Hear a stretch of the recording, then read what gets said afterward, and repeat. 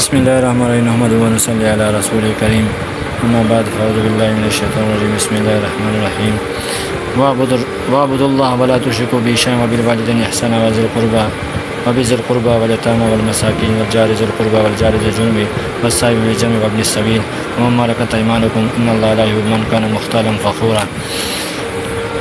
اللہ رب العزت ارشاد فرماتے ہیں کہ بھائی کیا تو اللہ تعالیٰ کی عبادت کرو، اس کے ساتھ کسی کو شریک نہ کرو، والدین کے ساتھ احسان کرو اور رشتہ داروں کے ساتھ نیک سلوک کرو، اور اسی طرح یتیموں مسکینوں کے ساتھ، قرابت والوں کے ساتھ، ہمسایوں کے ساتھ، اجنبی ہمسایہ ساتھ اور ساتھ بیٹھنے والوں کے ساتھ، مسافر کے ساتھ، اپنے مملوکوں کے ساتھ بے شک اللہ تعالیٰ پسند نہیں کرتا اترانے والوں میں بڑائی کرنے والوں۔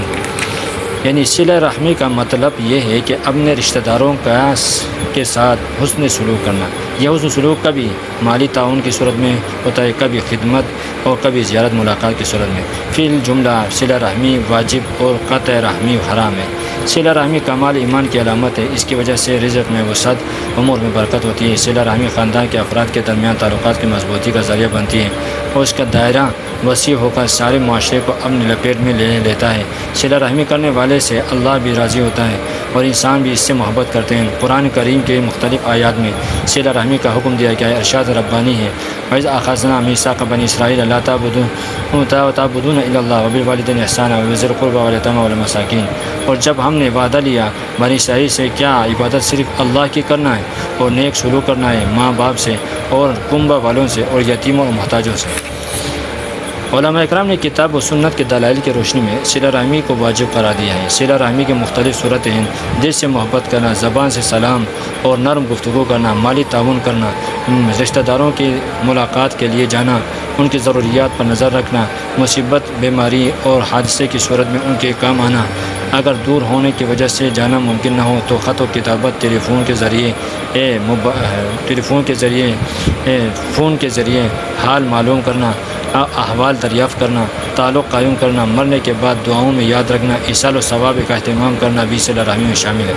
قطع رحمی صلہ رحمی کے ضد ہیں، جیسے صلہ رحمی واجب ہے اسی طرح قطع رحمی کبیرہ گناہ ہے، لیکن اس کے مختلف درجات ہیں۔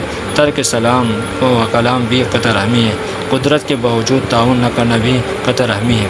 اگر کوئی شخص صلہ رحمی کا ادنیٰ تقاضا تو پورا کرتا ہے مگر اس کے اعلیٰ تقاضوں کی تکمیل سے قاصر ہوتا ہے تو ہم اس سے قطع رحمی کرنے والا تو نہیں کہہ سکتے، لیکن اگر اس کی یہ کوتاہی قدرت کے باوجود ہو تو ہم اس سے صلہ رحمی کرنے والا بھی نہیں کہہ سکتے۔ ہمارے آقا صلی اللہ علیہ وسلم کی نظر میں صلہ رحمی کی اس قدر اہمیت تھی کہ جو لوگ نئے دائرہ اسلام میں داخل ہوتے تھے آپ انہیں اسلام کے بنیادی عقائد کی تعلیم کے ساتھ صلہ رحمی کی تلقین کیا کرتے تھے۔ یہ چیز انہیں اسلام کے قریب لانے کا ذریعہ بنتی، اور وہ جب دوسروں کے سامنے حضور اکرم صلی اللہ علیہ وسلم کا تعارف پیش کرتے ہیں تو اس بات کا خاص طور پر ذکر کرتے تھے کہ آپ صلی اللہ علیہ وسلم ایسے انسان ہیں جو صلہ رحمی پر بڑا زور دیتے ہیں۔ حضرت عمرو بن عنبسہ رضی اللہ تعالیٰ روایت ہے کہ میں بالکل ابتدائی زمانے میں مکہ میں رسول اللہ صلی اللہ علیہ وسلم کی خدمت میں حاضر ہوا۔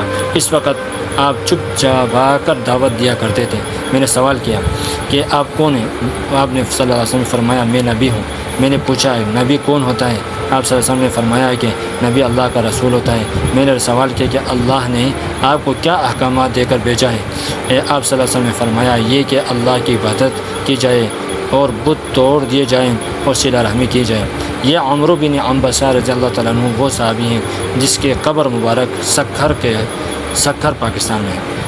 حضرت ابو سفیان رضی اللہ تعالیٰ عنہ کا مشہور واقعہ ہے، لیکن یہ واقعہ اس وقت کا ہے جب انہوں نے ابھی ایمان قبول نہیں کیا تھا۔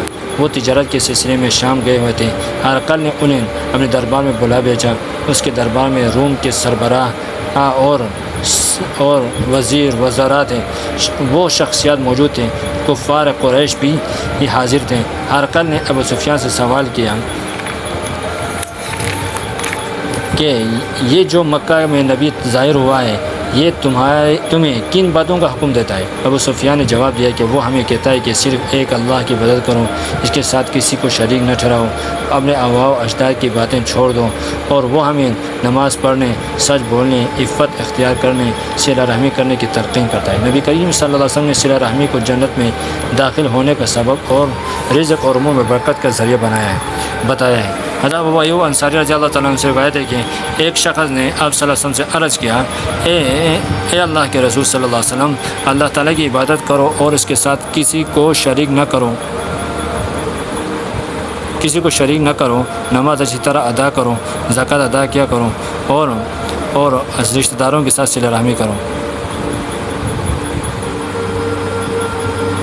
حضرت انس رضی اللہ تعالیٰ عنہ روایت ہے کہ میں نے رسول اللہ صلی اللہ علیہ وسلم سے یہ فرماتے ہوئے سنا، جو شخص اپنے روزی میں کشادہ چاہتا ہو یا عمر کی درازی چاہتا ہو تو اس سے چاہیے کہ وہ صلہ رحمی کرے۔ حضرت سلمان بن عابد روایت کہ رسول اللہ صلی اللہ علیہ وسلم نے فرمایا کہ مسکین کو صدقہ کرنا صرف صدقہ ہے، یعنی صرف ایک نیکی ملتی ہے، اور رشتہ دار مسکین کو صدقہ کرنا دگنا ہے، صدقہ بھی ہے اور صلہ رحمی بھی ہے۔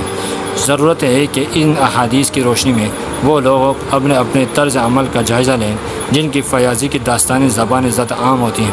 وہ رفاہی اداروں کے بڑھ چڑھ کر امداد کرتے ہیں، یتیم خانوں میں چندہ دیتے ہیں، مختلف تنظیموں، کلبوں اور کھیلوں کی سرپرستی کرتے ہیں، لیکن ان کے اپنے رشتہ داروں کی فیاضی سے محروم رہتے ہیں۔ بلکہ ایسا بھی ہوتا ہے کہ ساری زندگی قرابت داروں سے لڑائی بڑھائی میں گزر جاتی ہے۔ اصل بات یہ ہے کہ اکثر لوگ صلہ رحمی کی اہمیت اور فضیلت سے ناواقف ہیں۔ اگر انہیں اس کا علم ہو جائے تو وہ اس بارے میں کوتاہی نہ کریں گے۔ ضرورت ہے کہ صلہ رحمی کے فضائل قطع رحمی پر جو وعدے ہیں وہ تقریراً عام کی جائیں، اور اللہ رب العزت جو ہے نا ہمیں سب کو صلہ رحمی کرنے کی توفیق عطا فرمائے۔ صلہ رحمی یہ ہے کہ بھائی کیا اپنے بھائی کے لیے سب سے بہترین صلہ رحمی یہ ہے کہ اپنے بھائی کے لیے، اپنے مسلمان بھائی کے لیے دل میں خیر خواہی کا جذبہ ہو، اور اس کے خیر خواہی یہ ہے کہ بھائی کیا اس کی دنیا آخرت یعنی کہ سنور جائے، دنیا کے اس کو برباد کرنے کی کوشش نہ ہو، آخرت کی برباد کرنے کی کوشش نہ ہو کہ بھائی اس سے ایسا کام یا اس سے ایسا عمل نہ کیا جائے جس سے اس کی آخرت خراب ہو۔